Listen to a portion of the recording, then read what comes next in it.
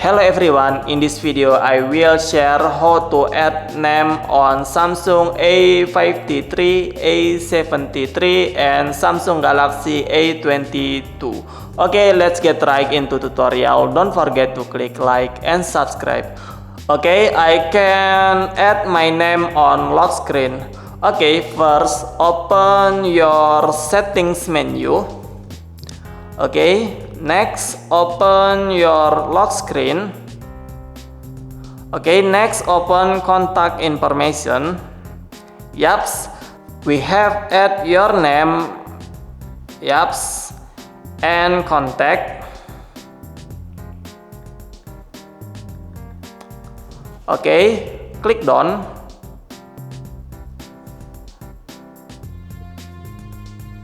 Yap, successfully add name and contact information. Okay guys, that's all for my tutorial. I hope this tutorial helpfully. Don't forget to click like and subscribe. Thank you.